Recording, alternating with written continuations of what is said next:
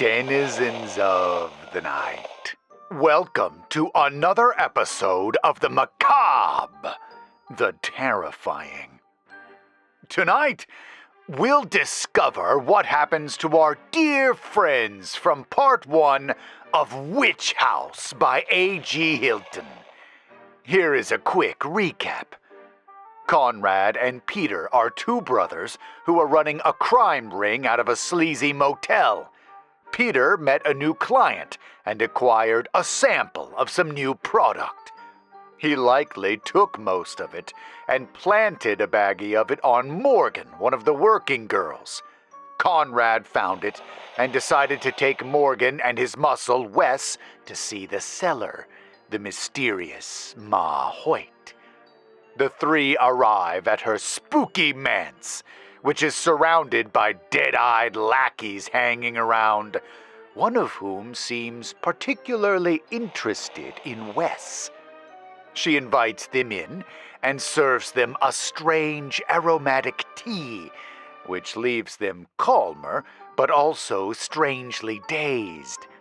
As Conrad explains their situation to Ma Hoyt, she decides to put Morgan through a trial to test her innocence. Silas, Ma Hoyt's right-hand man, pushes a button below a desk, and a trap door opens beneath Morgan, plunging her into darkness. Conrad and Wes remain muddled and suspicious as Ma Hoyt intently watches a closed-circuit camera feed. If you haven't seen part 1, I'll include a link on screen for YouTube viewers and a link in the show notes for our podcast listeners. Without further ado, this is part 2 of Witch House, written by A.G. Hilton. Part 2. Treats. Keep it together. Keep it together. This whole thing had gone so sideways that Conrad kept expecting to wake up in one of the musty motel beds to find it had been a dream. He had dealt with some erratic and dangerous people in his time, but clearly he had underestimated this Ma Hoyt. As the evening had gone on, and he felt any semblance of control over the situation slipping, Wes's talk from the ride up kept returning to mind.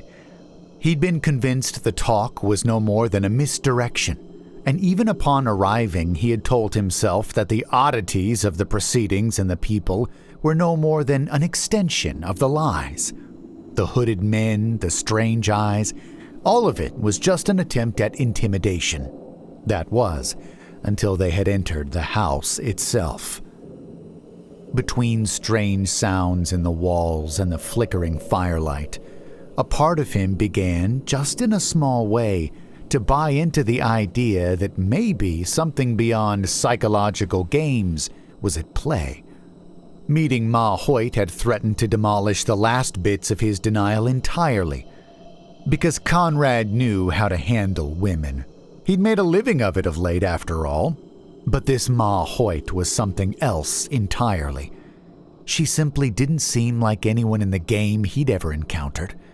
In some way, he wondered if the money or the drugs were even on her mind at all.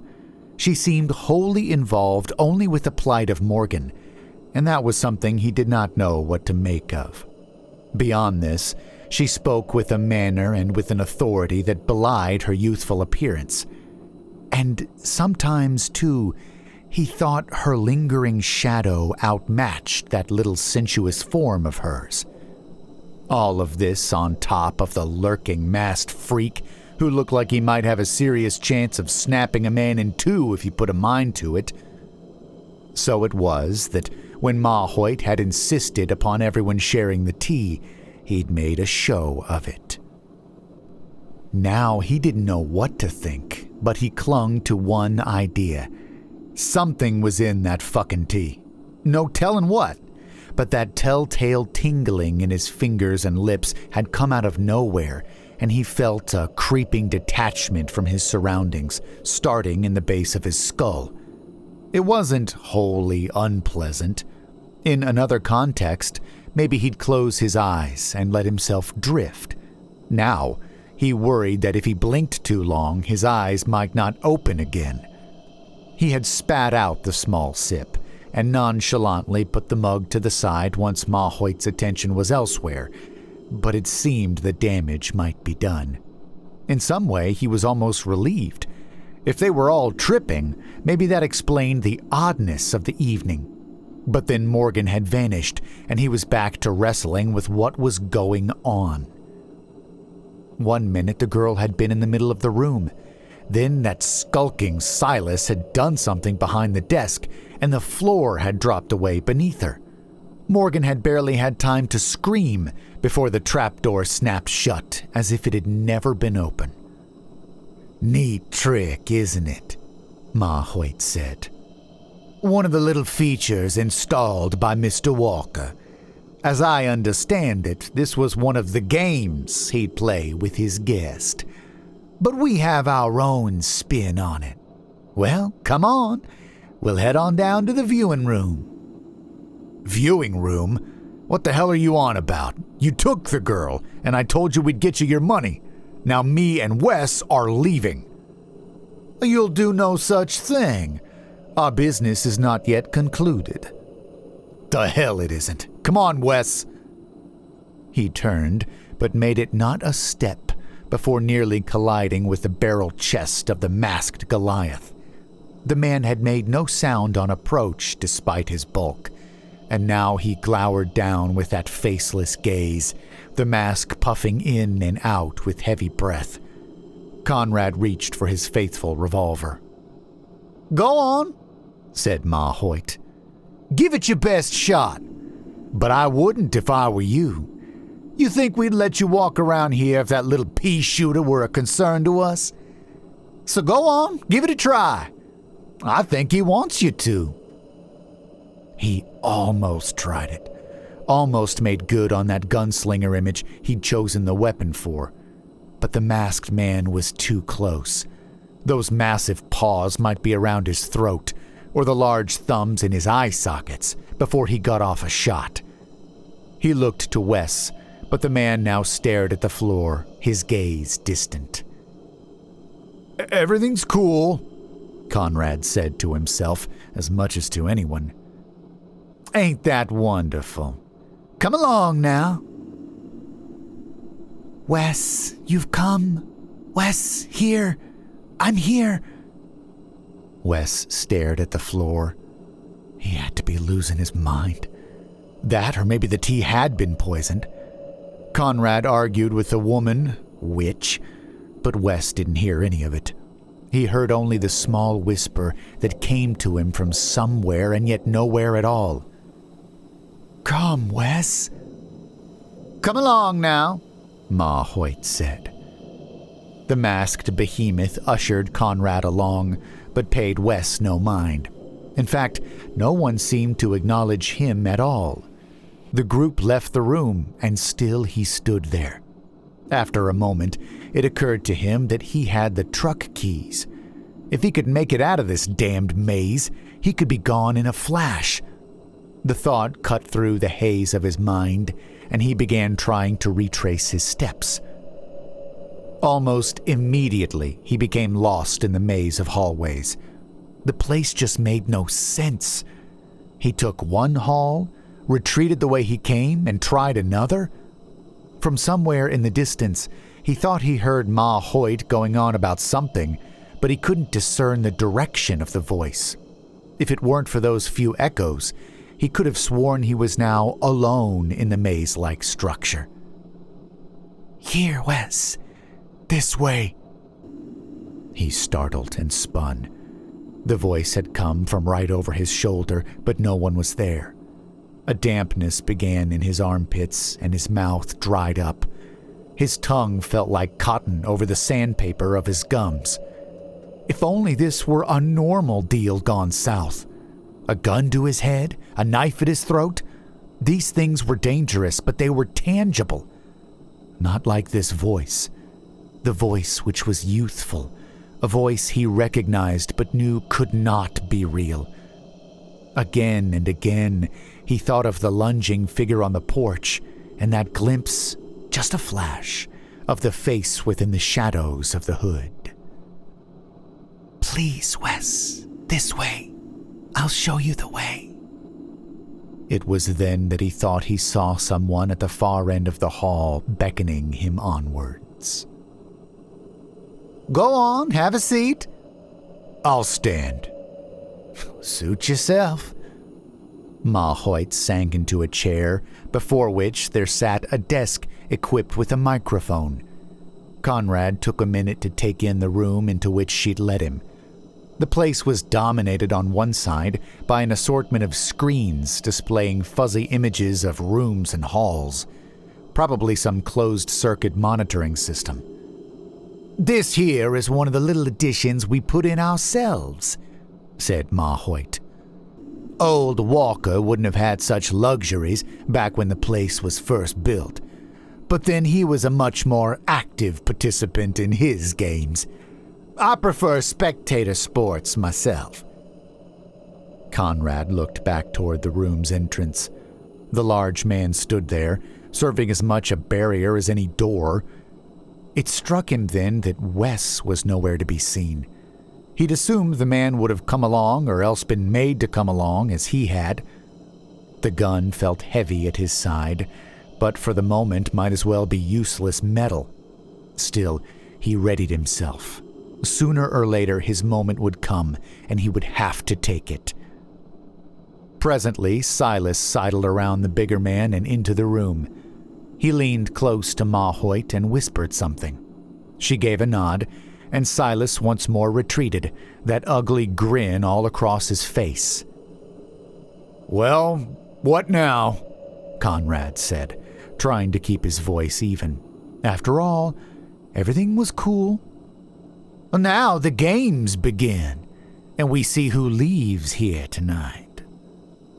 She then pressed a small switch on the microphone and leaned in close. "All right, child, listen good now." She fell and slid roughly through all-consuming darkness. Unseen impediments pulled at her clothes, scratched her skin. Then she came to a sudden stop, and her ankle twisted beneath her. Her cry echoed with a cave-like quality, and in the distance, something stirred. She clamped a hand on her mouth and held the other to her throbbing ankle. Morgan sat like that, but for how long she could not say.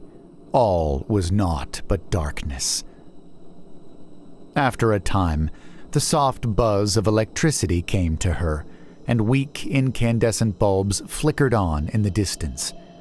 She sat upon a bare concrete floor, perhaps in some basement or sub-basement.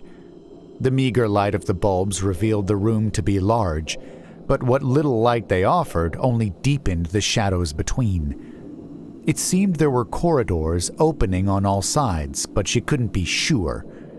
Then that sound of something moving came to her again from the distance, and she thought of those stealthy sounds in the walls. "All right, child, listen good now." It was Ma Hoyt's voice, buzzing and crackling from some unseen speaker. "Here's your little ordeal. Walker built this house full of hollow places, and you've just dropped into the center of things. Story goes he used to hunt folks all through the labyrinth while they tried to get out. And there is a way. That's your task. Find the exit. Do that, and you'll meet back up here with us, and you can go free.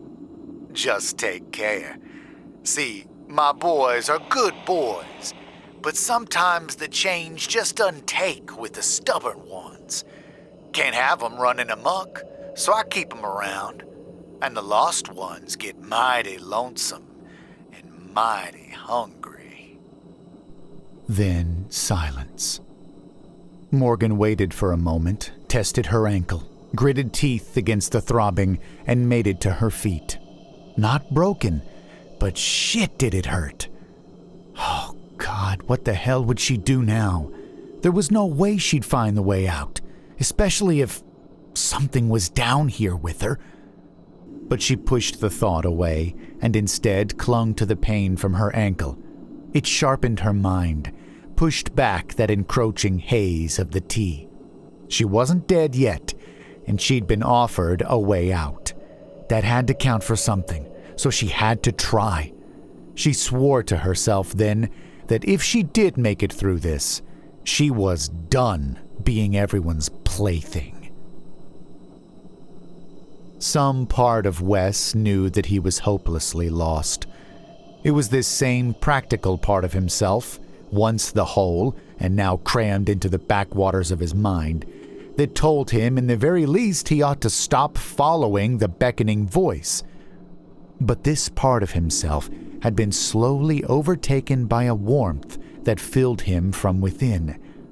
Though the hallways now twisted and warped in his vision, he found he was no longer concerned with escape from this place. He was feeling fine. More than fine, actually.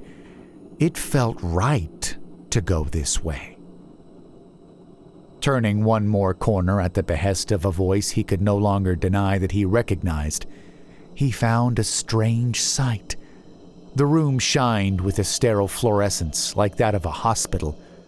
Beakers bubbled away over small flames on a back table, and dried bits of some strange fungus sat in neatly arranged piles.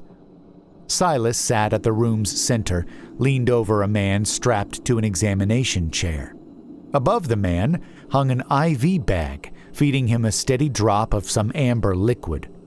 Silas seemed to sense Wes's gaze and looked up with a smile. "There you are. I wondered when you'd find your way here. Well, come in. I won't bite." "You can feel it, huh? A touch of the connection. He's called to you, hasn't he?" The words were lost on Wes, who only stared at the man on the table. Wordlessly, he stepped forward until he could reach out to touch his hand. As Wes studied his face, he knew this was one of Ma Hoyt's hooded retinue, one he had encountered on the porch. The face could have been a reflection of his own, but a birthmark on the lower jaw set Wes's heart pounding.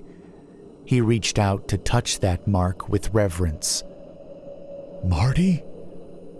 You do know him, then. He certainly knows you. Brought something out of him when you came up." Wes's lips trembled. "How? What did you do to him?" "Kept him safe all this time. Brought a lost sheep into a new fold." This couldn't be real. None of this could be real. After all this time, here was his brother, whole but changed. His knees felt weak, and the room swam in his vision. "You seem tired, friend," said Silas. "So many burdens on that mind of yours. Perhaps a touch of guilt? You did let him come alone all those years ago. That's eaten you, hadn't it, even after all this time? Then so many years of struggling to scrape by on the edges of things. So many years of trying to harden against the world and its hurts. Why not let that weight go? Have a seat and some more tea.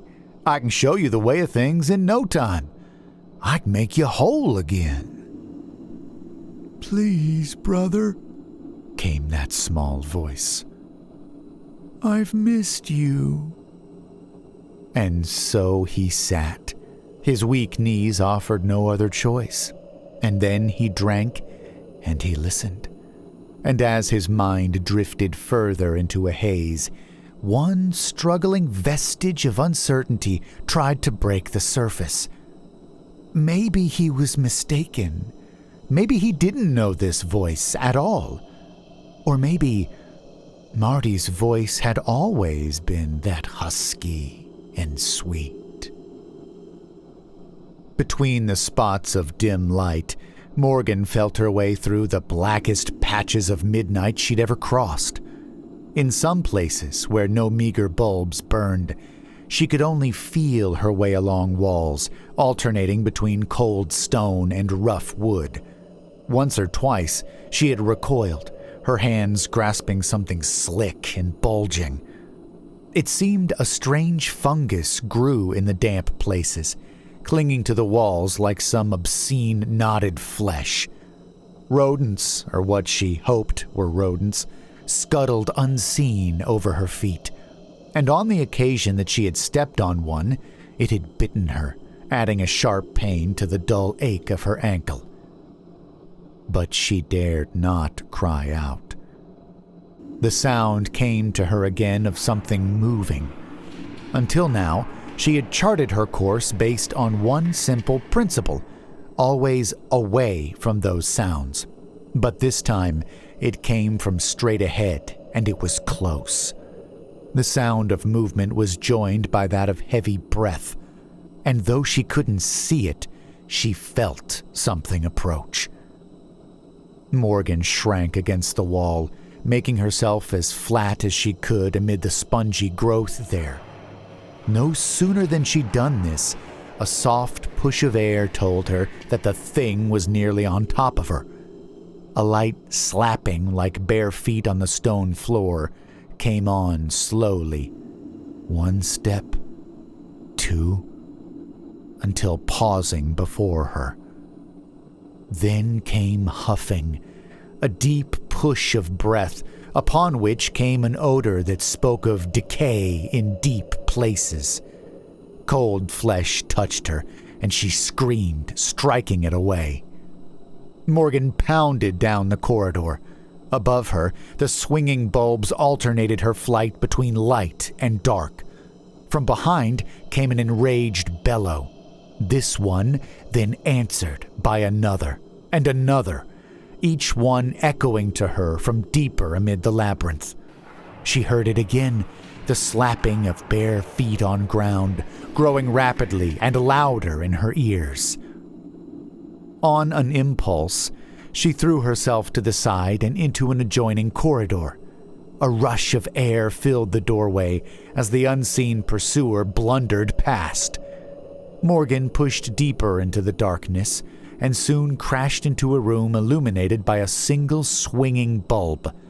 The space jutted with crates, barrels, and all manner of detritus. It was also a dead end.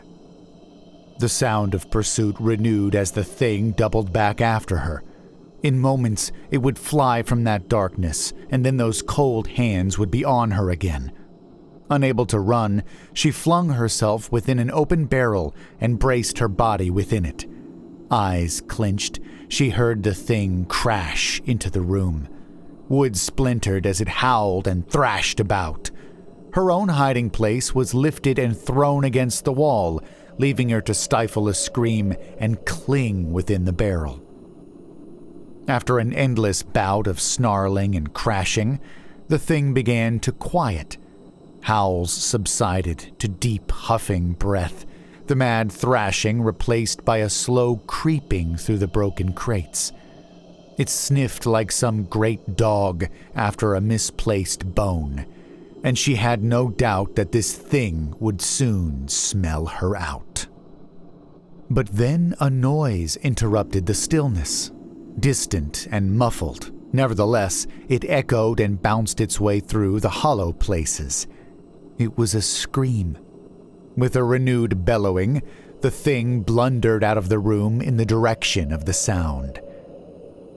Only when she was certain the thing had gone did Morgan release her pent-up breath. For a time, she could only lay within the overturned barrel, gasping as the pounding of her blood filled her ears. At last, she crawled from the makeshift shelter, still half expecting to be seized by the cold hands as soon as she stuck her head out. But for the first time this night, her fortune seemed to have taken a small turn for the better. The thing had gone. But the relief felt upon seeing this was short-lived. She'd avoided the denizens of these tunnels once, but how long could she keep that up? If she couldn't find a way out, it wouldn't matter how fast she could move or how quietly. Eventually, the shambling things would find her. So, she had to keep going. She had to go back into that blackness and find her way. But the thought of heading the direction that thing had gone paralyzed her. For all she knew, it could be sitting in the darkness just within the next hallway, slavering and waiting to pounce as soon as she lost the light. Just then, something shifted in the darkness before her, and Morgan started back. She sagged to the floor in relief as it came into focus. A small cat, black and sleek, entered within the limit of the room's light and sat. Morgan stared at the thing, wondering absently if it were the same one which had made itself at home in her lap earlier. The cat held her eyes with its own, then gave a pointed turn and vanished into the blackness with a flick of tail that seemed to beckon. Morgan found herself following after the animal, a small flutter of hope starting in her chest. After all, if that cat knew how to get in here, it must know some ways out. "What the fuck was that?" asked Conrad. Ma Hoyt sat riveted, eyes fixed upon the screen showing the room into which Morgan had fled. That fucking thing down there! And what was that screaming?" "To answer both questions, just one of my poor lost lambs. Not everyone is accepting of the mother's blessings." Conrad backed toward the corner of the room. He could no longer chalk this bizarre shit up to that low buzzing in his head. Something very fucked up was going on in this place. In the very least, this Ma Hoyt was clearly a lunatic, and any business now seemed the furthest thing from her mind. The only thing to do was wait for an opportunity and get the hell out of here as fast as possible. God damn it, but where was Wes? At least if he were here, there'd be another set of eyes to watch his back.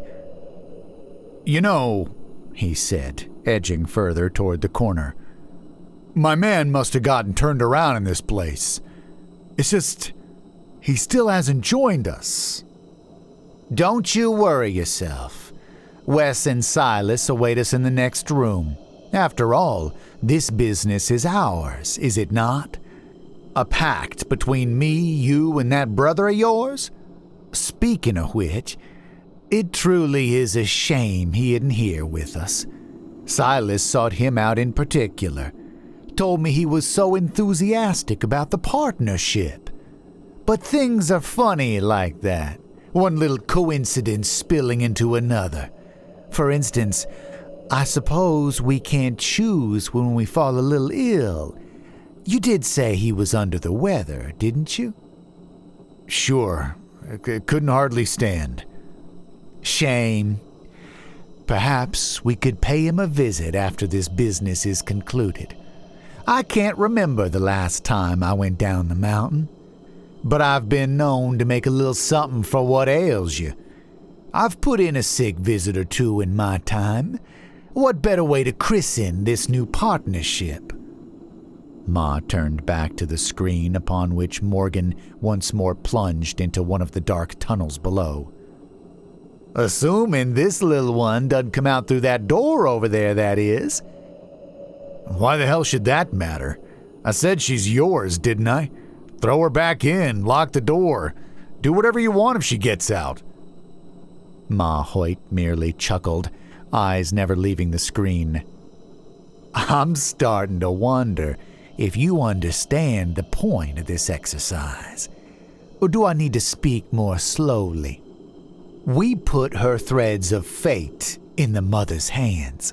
If she comes up through that door, she will have conquered her ordeal. So, the mother will have spoken. The girl will have been proven faultless, and I can hardly take the poor thing if she's without blame. So we come back around to the original dilemma.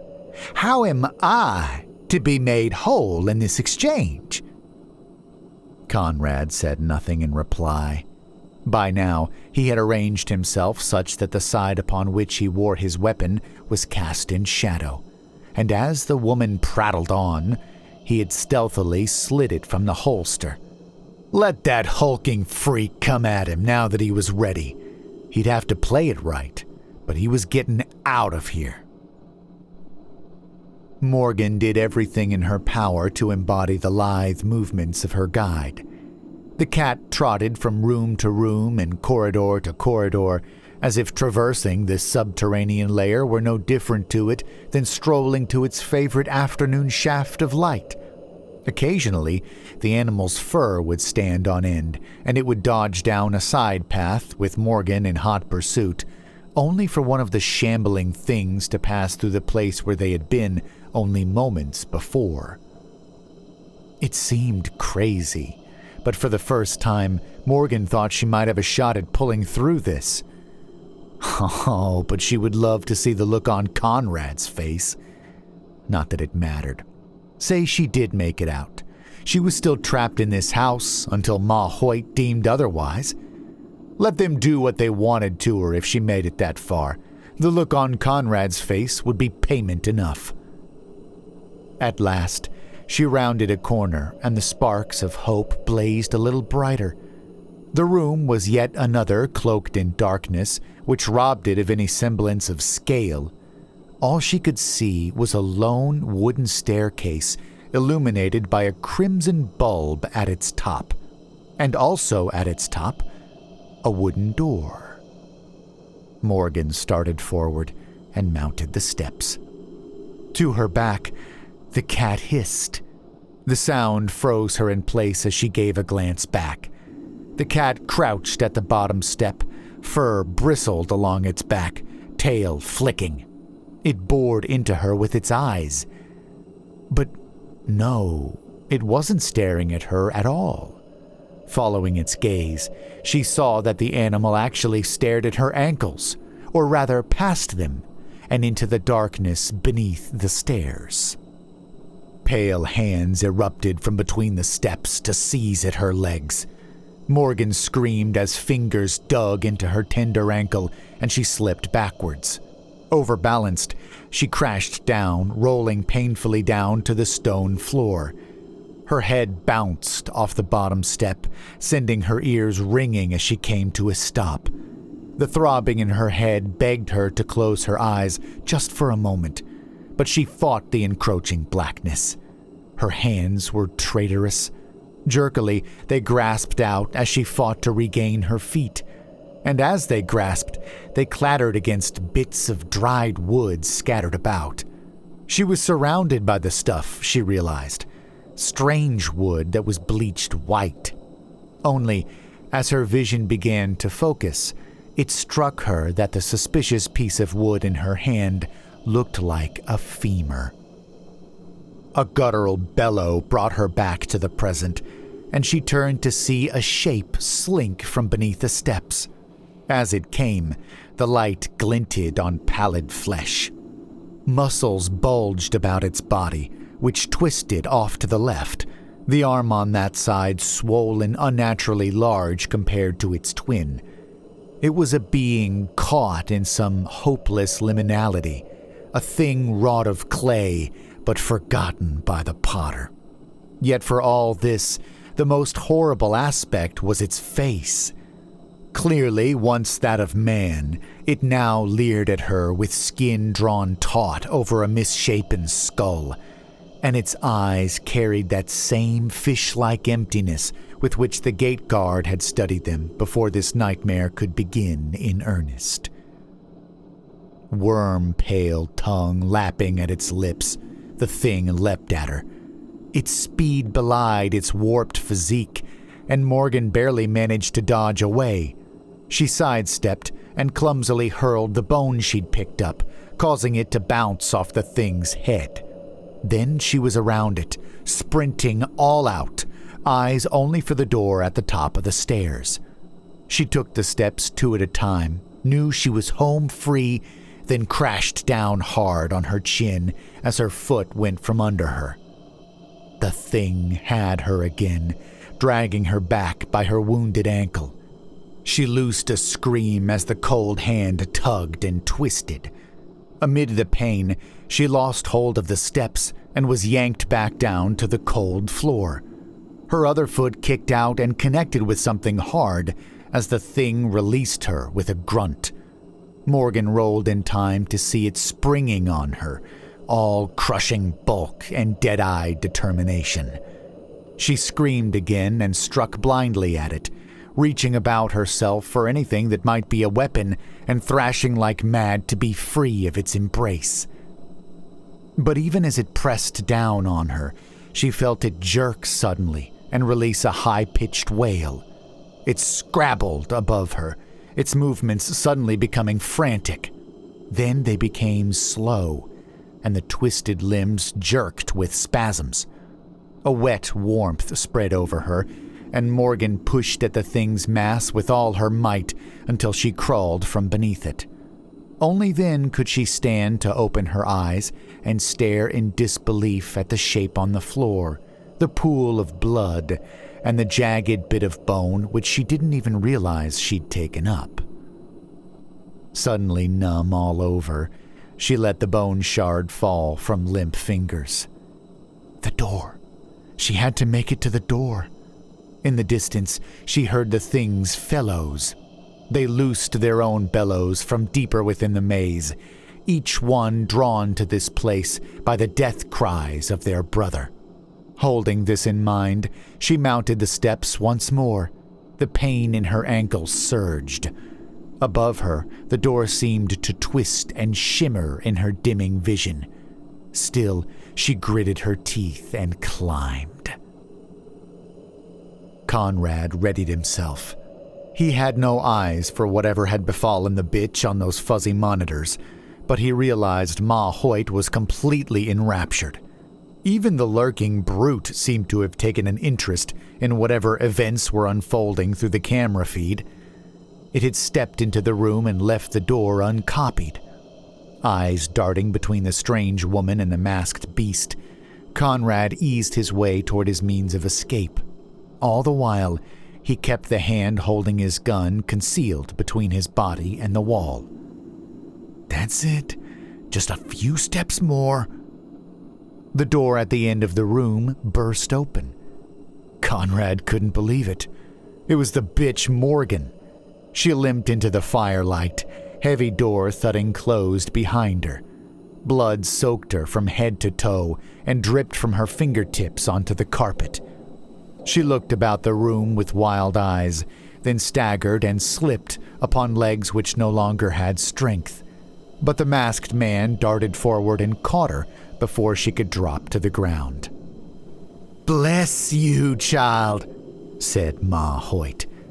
She rose and went to Morgan, whom the large man laid gently to the floor. "Chosen indeed, child. That was marvelous.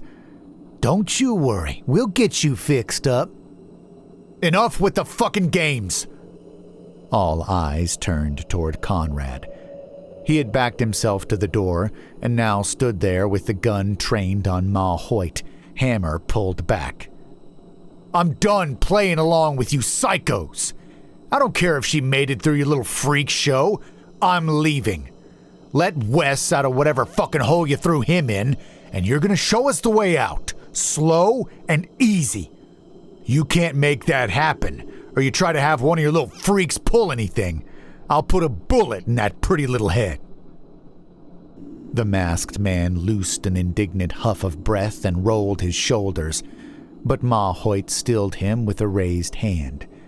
To Conrad, she offered merely a smile. "No one likes a sore loser. But then I suppose no one likes getting the trick when they hope for the treat." She advanced a step toward him, the motion causing her shadow to fall his direction.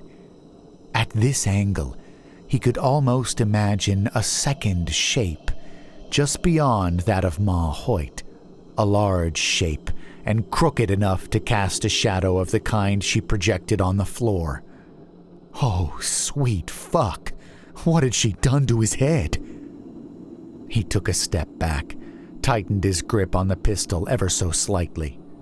"I'm warning you, bitch!" Ma Hoyt raised her hands placatingly. "Calm yourself. We'll do it just as you say. In fact, here's your man now." Conrad spun just in time to see Wes at his shoulder. "Where the hell have you been?" The words choked off as Wes seized him by the throat with one large hand, while the other twisted at the gun in his grasp. He kept twisting until a pop echoed off the wooden walls. A shriek split Conrad's lips as the gun clomped uselessly to the floor. His mind reeled over what was happening. What the hell had gotten into Wes? With his functional arm, Conrad planted blows into Wes's side as the bigger man now went after his throat with both hands. Wes pushed him against the wall and then up, lifting him from the ground such that his legs kicked helplessly just above the floor. Blood pounded at his temples, and he clawed at the grip encircling his throat. It was then that Conrad saw Wes's eyes. It was clear that though they stared into his own, they no longer saw him or recognized his face. Those eyes were as flat and empty as those of the men at the gate. "The mother made her will be known this night. His place in all of this is clear. Take him below." The hands released his throat. Gasping, he collapsed before he was again seized and hefted over Wes's shoulder. Except that couldn't be right. For, dazed as he was, Conrad recognized that another man followed him as he was carried like a limp fish across the room. And that man too was Wes. Or rather, he looked as close as someone could. The only distinguishing feature was an odd birthmark along the jawline. Then he was falling, and the fall became a crash as he came down upon the steps, rolling and twisting on himself. Upon arriving at the bottom, pain threatened to overwhelm his senses, but still he saw them there above him, Wes and his doppelganger, both looking upon him with blind indifference. He had but a moment to puzzle over the strange reunion before the door snapped shut. Spittle flew from Conrad's lips as he gasped against the pain. His mind shouted at him to get back up the stairs, but when he tried, his body simply screamed back in pain. He made one great effort to stand and immediately collapsed upon himself as one arm folded uselessly under his weight. It was then that he saw the bones on the floor, the mutant carcass in its pool of blood, and the first flickers of motion at the light's edge. Only then did it sink in where he had been thrown.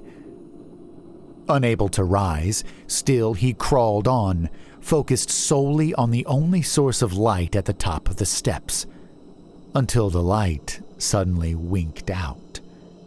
He lay there, frozen in the blackness. The unseen things sounded as if they were coming closer. Panic began to mount, but maybe if he simply held still and kept quiet, he would be overlooked. Cold hands seized him by the hair and dragged him back into the gloom. Then he screamed. He screamed as they scooped at his innards like a pumpkin to be cleaned. He screamed as they plucked his eyes, fine delicacies on this Halloween night. He screamed until they took his tongue. Then he screamed within himself until there was no more screaming to be done.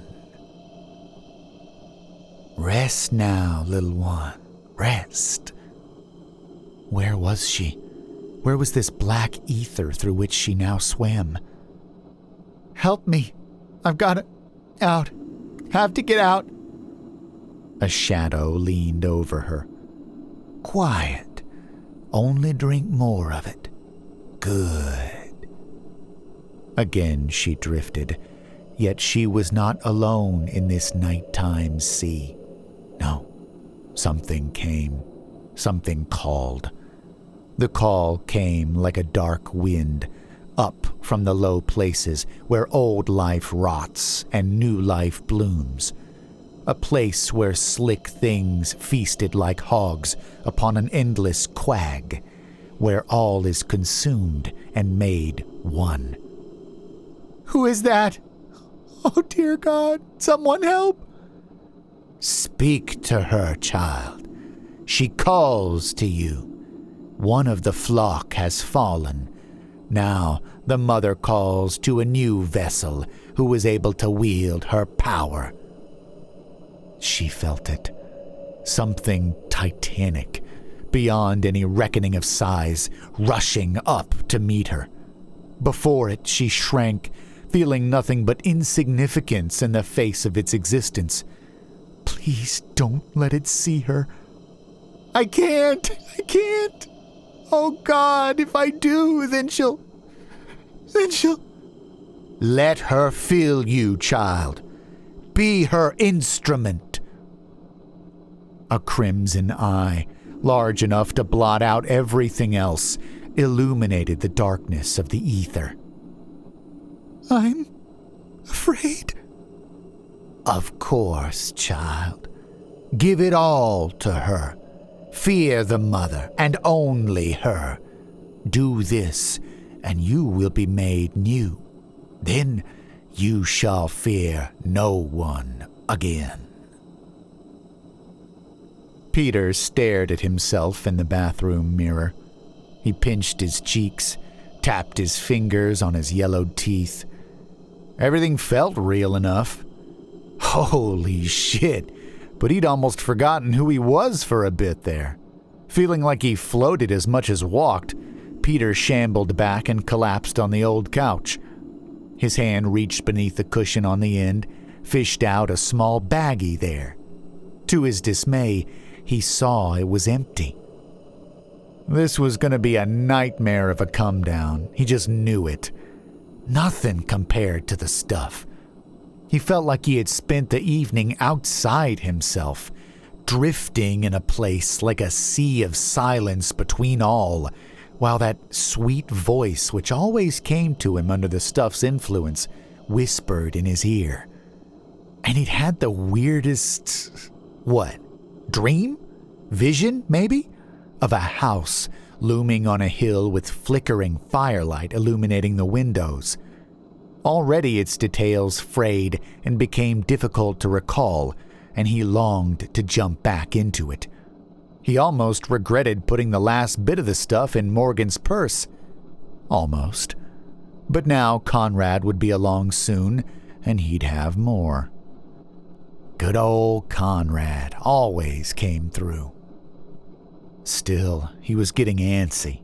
He felt off, as if something somewhere had shifted the vibrations of things. It seemed he'd been on the edge of something, some grand discovery that was right there on the tip of his tongue. But it, whatever it was, had eluded him, and the lower from the high he sank, the further he drifted from it. There was something important in that dream, some truth, or perhaps a vision of something to come. If he dwelled on the fraying dream memories, his heart drummed and his gut began to coil in knots. No need to panic. Just a weird come-down from some weird stuff. Plus, he'd never taken this much in one go. He just needed to wait for a little more to even him out. It would come to him then, whatever it was that had eluded him. He was certain of it. Just had to keep his mind off it for a little while longer. Hey, Clarissa, come here. Where'd you get off to? Got something to show you. The door to the motel office swung inward, but Clarissa was nowhere to be seen. Instead, two hulking silhouettes filled the doorway. Peter rubbed at his eyes, sure he was seeing double. There were two Wesses in the doorway. But more puzzling was the smaller silhouette which followed them. What the hell's going on? Can't you see I'm in the middle of... Holy shit! It was Morgan. She stood there, shirt stained crimson, and small flecks of red caked about her temples as if they'd been missed while cleaning. She stood there and she looked at him like he was a worm. "What the fuck is this?" he growled. "Where's Conrad? Where's the stuff?" The only answer was a metallic click, and Peter's eyes went wide. The void within the barrel of his brother's pearl-handled revolver stared back at him from Morgan's hand, and upon her hand, a tattoo he'd never noticed seemed to writhe serpent-like beneath her skin. "Wait a minute, Morgan. Hold on, baby. We can..." The bullet caught him between his eyes, jerking his head back against the wall. At the sound of the report, Clarissa burst in from an adjoining room, eyes staring unbelieving first at the corpse, then to Morgan. "Quiet now," Morgan said, and approached Clarissa as if she were a deer that would startle. Over her shoulder, she said, "Get him out of here. Clean this up." Wes and his double obeyed wordlessly, while Clarissa trembled at Morgan's touch. "That's it," she whispered. She took Clarissa's hand in her own, pressed a small baggie into it. "Peter already chose Trick, so here's a treat for you this Halloween night. Have yourself a little of this and relax. We're making some changes around here."